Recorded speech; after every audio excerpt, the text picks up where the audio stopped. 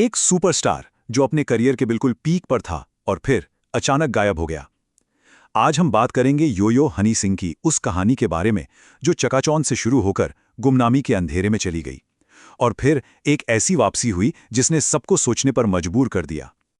ये लाइन खुद हनी सिंह ने कही है और ये सिर्फ एक लाइन नहीं, ये उनकी पूरी कहानी है।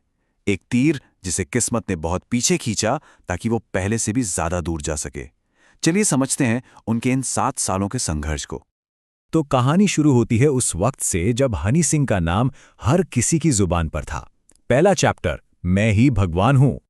जरा 2012 से 2014 का वो दौर याद कीजिए। हनी सिंह एक रॉकेट की तरह थे। 2012 में उनके गाने हर पार्टी, हर शादी, हर गली में बज रहे थे।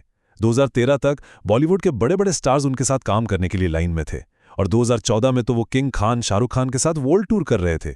मतलब ऐसा लग रहा था कि इस इंसान को कोई रोक ही नहीं सकता। लेकिन इतने कामयाबी का दिमाग पर क्या असर होता है? उन्होंने खुद एक इंटरव्यू में कहा, मुझे लगा यार साला मैं ही भगवान हूं। मतलब वो उस पॉइंट पे पहुंच गए थे जहां उन्हें लगने लगा था कि ये सब कुछ वो खुद कर रहे हैं, किसी ऊपर वाले की जरूरत नहीं। वो भरोसा कहीं खो गया था।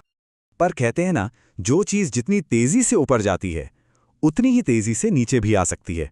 और यहीं से शुरू हुआ कहानी का दूसरा चैप्टर, अंधकार में उतरना।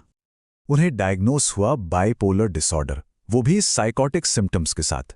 ये एक बहुत सीरियस मेंटल कंडीशन है और उन्होंने खुद बताया कि उनकी अपनी लाइफस्टाइल, नॉनस्टॉप काम, नशा, नींद की कमी, इन सब ने मिलकर इस बीमारी को ट्रिगर कर दिया। जरा सोचकर देखिए उनकी हालत।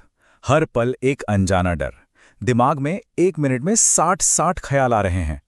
करीब 2 साल तक वो ठीक से सो नहीं पाए।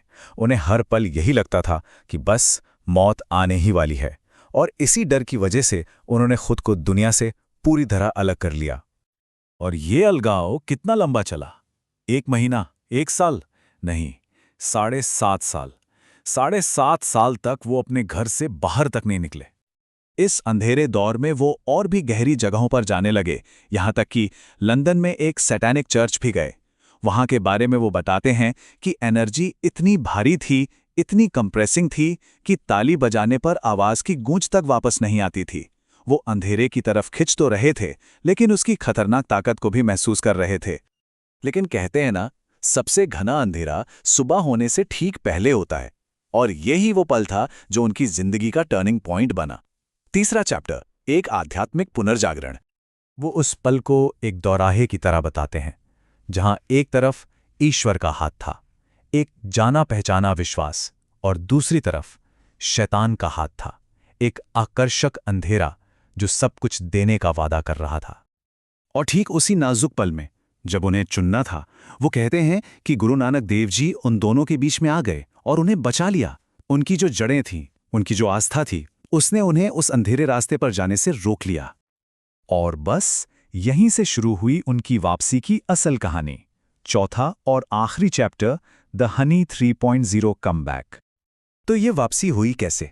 2021 से एक प्रॉपर रास्ता बना। सबसे पहले 7 अलग अलग डॉक्टरों से इलाज फेल होने के बाद फाइनली एक सही डॉक्टर मिला। फिर वो मन की शांति के लिए गंगा किनारे गए। तीसरा और सबसे बड़ा कदम, शराब को पूरी तरह से छोड़ दिया। और फिर वो वापस लौटे अपने पहले प्यार म्यूजिक की तरफ। और शराब छोड़ने का नतीजा कमाल का था। ऐसा लगा जैसे उनके क्रिएटिविटी का कोई बांध टूट गया हो। आप यकीन नहीं करेंगे, सिर्फ 2 महीने में उन्होंने 52 नए गाने बना दिए। इस पूरे जर्नी के बाद वो अक्सर बात करते हैं कि उनके अंदर 2 लोग बसते हैं। एक है हृदेश, उनका असली नाम, जो बिल्कुल सिंपल है, सादगी पसंद है, और दूसरा है स्टेज का सुपरस्टार यो-यो हनी सिंह, जिसे डायमंड्स और ब्लिंक चाहिए। और अपनी जिंदगी के इसी नए दौर को, इसी वापसी को वो खुद एक नाम देते हैं, हनी 3.0। ये सिर्फ एक कमबैक नहीं है, ये उनका एक अपग्रेडेड वर्जन है, एक नया इंसान, एक नया आर्टिस्ट। लेकिन कहानी यहां खत्म नहीं होती। सबसे हैरान करने वाली बात तो यह है कि इतने उतार चढ़ाव देखने के बाद हनी सिंह का मानना है कि ये सब जो उन्होंने किया है वो उनकी काबिलियत का सिर्फ 30% है। तो ये बात एक बहुत बड़ा सवाल छोड़ जाती है कि अगर ये सब सिर्फ 30% था, तो आने वाला 70% क्या होगा?